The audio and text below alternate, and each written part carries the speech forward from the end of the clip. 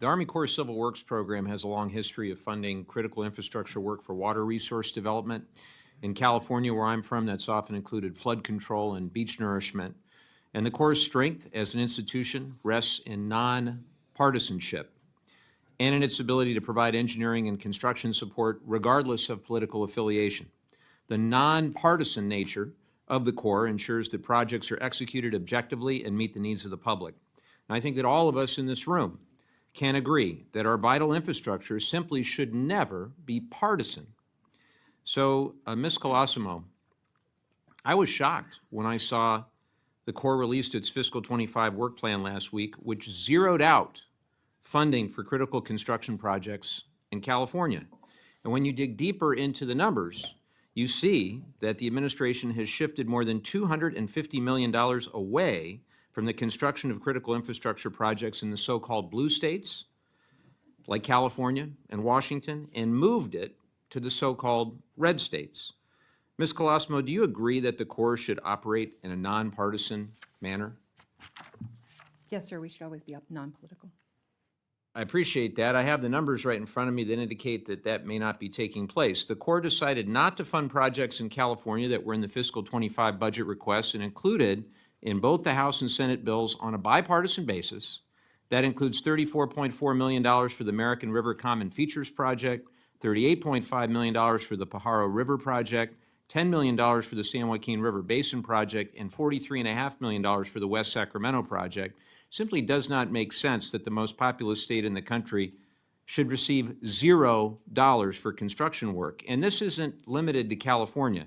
In total, the so-called blue states saw a reduction of nearly $500 million, while the so-called red states saw an increase of $257 million. I'm going to repeat, these Corps projects should be nonpartisan. They should be focused on saving lives, reducing damage to property, and spurring local economies. And this is what I think a lot of us feared when we saw that our colleagues rushed through the continuing resolution that stripped Congress's ability to direct funds with state and local input and instead gave all discretion to the administration to unilaterally decide how to dole out taxpayer funds. I would hope that my colleagues on both sides of the aisle find this as distasteful as I do. This is a lousy precedent that's being set here. Ms. Colosimo and General Graham, can you both commit to standing up against efforts in future work plans and budget requests that would further politicize the Army Corps budgeting decisions? Yes, sir, if I may. We always put forth the best projects. In this case, it's a dicey situation, as you said.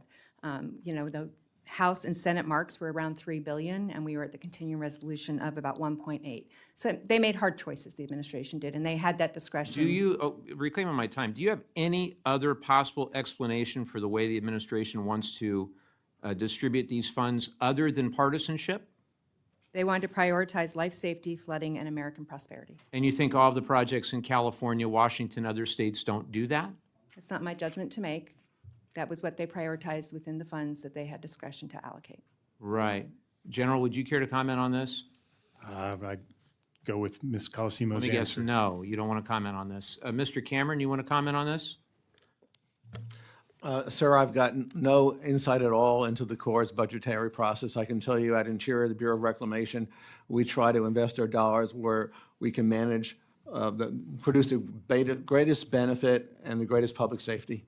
Based on the technical and the engineering aspects of these projects, do you feel that that has been done, that taking money, $250 million away from the so-called blue states, giving it to the so-called red states, do you think that that's consistent with solid engineering and technical work that's been done on these projects? Do you really believe that, Ms. Colosimo? I believe all the projects put forth are good projects. That's not what I asked.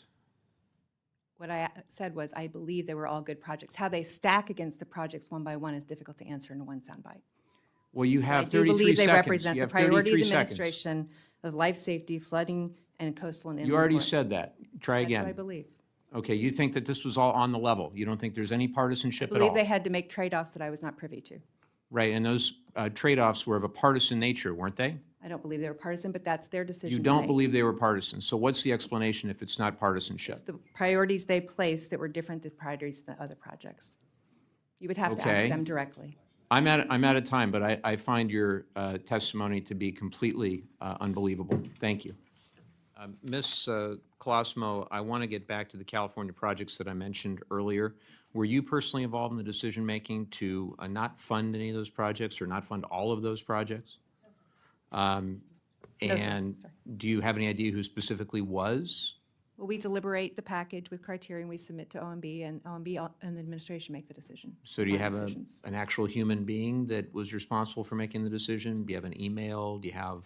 We don't make the decisions, we make recommendations. I understand that you don't personally, but you just said that OMB relayed those decisions to you. Do you have any correspondence with them that would indicate why those decisions were made? I do not have any correspondence. How did Office of you, Management and Budget did their how did business, you and they learn, how provided did us you the learn those, product. that those determinations had been made?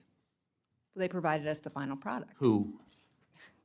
The Office of Management and Budget did. Who specifically? They didn't provide it to me, I don't have a name, but it would be our examining unit. Okay. Who in your examining unit received the information? In our office? I'm trying to understand who at OMB made the call. Well, I Who think it made goes the all the way up decision? to the director. Okay, so you're telling me Russ Vogt, the director of the OMB, personally made the decision to take $250 million away from California and the blue states to give it to the red states. Is that your testimony?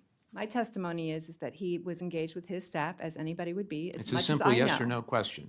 I can't answer that question. I Okay. don't have full visibility on the information. Okay, I appreciate that. We'll ask questions for the record to try to understand, get That's to the fine. bottom of it. You said before the criteria used were life safety, flooding, and American prosperity. Which of these criteria were not met by the California projects that I mentioned earlier? I don't know the details of the California projects you're talking about. Well, let's so I couldn't unpack tell one. you. How about the Sacramento Delta? Do you agree that that Sacramento Delta region is perhaps most at risk for catastrophic flooding of anywhere in the western United States? I know they have challenges and risk, but I'm not at liberty to say what the trade-offs were on which the projects they chose versus Do you the not ones they did think that not. it meets life safety or flooding or American prosperity to try to protect lives and property in the Sacramento Delta region? I'm sure it does. How it stacks against other projects, it was not my call. Do you agree or disagree that it's one of the most flood-prone areas in the western United States, if not the entire country? It is certainly susceptible to flooding. All right, Long so historical it flood. sounds like it doesn't meet the criteria that you laid out before. I don't think OMB followed, and I think you're getting played by OMB, and you don't even know who at OMB. And with that, I'll yield back.